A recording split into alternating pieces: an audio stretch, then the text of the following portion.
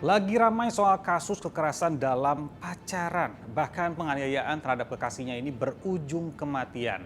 Ya, ada kasus anak anggota DPR yang menganiaya kekasihnya di Surabaya hingga nyawa melayang, sampai kasus gara-gara ditolak menikah. Seorang pria di Bandung aniaya pacarnya hingga tewas. Apa penyebab kekerasan dalam jalinan hubungan sebelum menikah ini bisa menimbulkan kekerasan? Kita mulai dari kasus yang santer jadi pemberitaan saat ini adalah kasus anak anggota DPR RI Gregorius Ronald Tanur. Ia menganiaya kekasihnya sendiri, Dini Sera Afriyanti. Kasus ini bermula saat korban ditemukan tergeletak di basement parkir sebuah mal di kawasan Surabaya Barat, Surabaya, Jawa Timur. Petugas keamanan terlihat berusaha membangunkannya, namun korban tetap tak sadarkan diri. Setelah memeriksa 15 saksi dan dari hasil penyelidikan polisi, pelaku ternyata kekasihnya sendiri, anak anggota DPR Gregorius Ronald Tanur.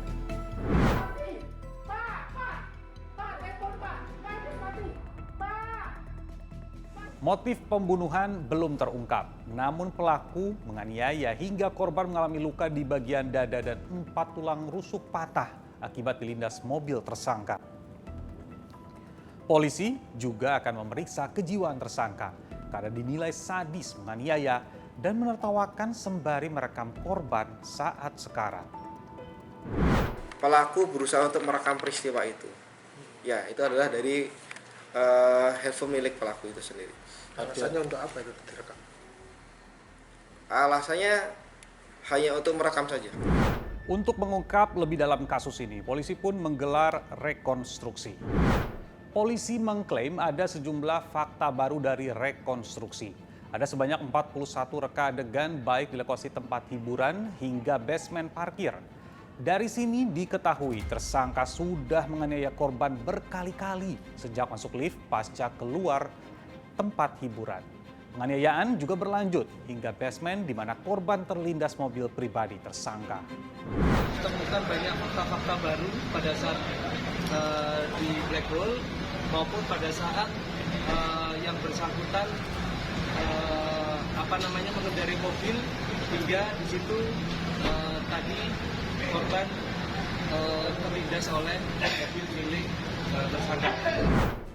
Akibat ulah anaknya, ayah pelaku yang merupakan anggota DPR RI dinonaktifkan oleh partainya PKB.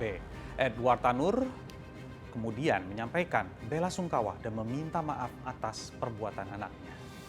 Jadi saya pikir apa yang dia lakukan, dia harus bisa mempertanggungjawabkan baik di mata hukum, baik dalam proses hukum maupun di mata Tuhan. Dalam kasus ini, polisi menjerat tersangka dengan pasal penganiayaan dengan ancaman hukuman 12 tahun penjara. Namun setelah rekonstruksi, polisi mengubah pasal yang diterapkan kepada tersangka menjadi pasal pembunuhan. Lalu bagaimana tanggapan dari ahli hukum pidana? Pasti faktanya adalah ada orang yang meninggal atau mati, ya. Nah, artinya perbuatan orang yang melakukan itu adalah menyebabkan terjadinya kematian. Nah, kalau bisa dibuktikan kematian itu dikehendaki sejak awal, gitu ya, maka itu pembunuhan namanya. Menganiaya pacar hingga tewas tidak hanya dilakukan oleh anak anggota DPR RI. Di Bandung, seorang buruh perempuan tewas dicekik kekasihnya lantaran menolak diajak nikah. Korban ditinggalkan di tengah hutan. Hasanuddin yang sudah berpacaran dengan korban selama 4 bulan dan berprofesi sebagai buruh pabrik ini akhirnya ditangkap polisi. Motif sakit hatilah yang membuat pelaku gelap mata. Anak daripada korban masih belum bisa menerima ayah baru. Kemudian tersangka berniat untuk melakukan pembunuhan sejak 2 hari sebelum dieksekusinya korban. Kekasih yang seharusnya mengasihi berubah menjadi orang yang berperilaku kasar. Dan dari 2 kasus itu hanya contoh yang terungkap ke permukaan. Sepanjang 2022 saja, Komnas Perempuan menyebut ada 3.442 lebih aduan kekerasan Nah, ini dibagi ke 3 ranah. Ranah personal, ranah publik, dan ranah negara. Di ranah personal, ia menjadi kasus terbanyak dengan total 2098 kasus. Kekerasan akibat hubungan sebelum menikah mendominasi. Dalam pacaran mencapai 422 kasus. Dan oleh mantan pacar, ini 713 kasus. Itu hanya di Komnas Perempuan. Sumber lain bahkan mendata ada 3.528 kasus kekerasan dalam pacaran dan 163 kasus yang dilakukan oleh mantan pacar. Dampaknya juga tidak main-main, mulai dari psikis, fisik, hingga kematian. Apa saja kira-kira yang bisa memicu kekerasan dalam pacaran?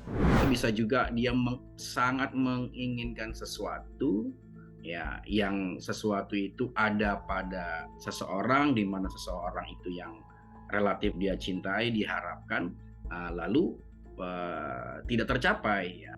Potensi kekerasan yang tadi berbentuk potensi sudah berubah, bermetamorfosa menjadi perilaku aktual yang dikerjakan, yang berujung kepada yang kita lihat fenomena yang sekarang yang kita bahas ini.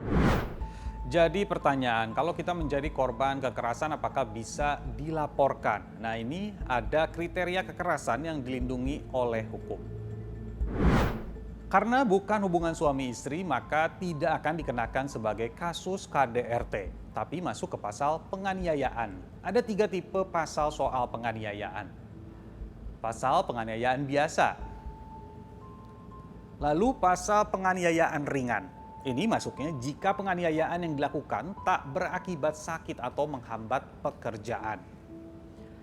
Dan ada juga pasal penganiayaan berat. Ini dilakukan dengan sengaja melukai berat orang lain. Menutup diskusi kita kali ini ada tips dari psikolog bagaimana kita memposisikan diri dengan lawan jenis sebelum adanya ikatan pernikahan. Saya Nabil Biasa, sampai jumpa. Pacaran itu ya kita maknai ya sudah sebagai perkenalan, ya kan, apa prestasi kamu di zaman waktu kecil, apa cita-cita kamu, ya kan. Kalau ingin lebih serius, apa cita-cita kita setelah kita membangun keluarga, anak kita mau berapa misalnya. Itu yang harusnya dibangun, dan itu dilakukan dengan santai, dengan rileks gitu, karena belum ada ikatan apapun yang terjadi di antara kedua pasangan ini, sehingga kalau itu yang terjadi kan rasionalitasnya masih terjaga. Oh, dia berpikir, oh begini, oh ini begini, oh ini cocok nggak cocok dengan saya, kan begitu.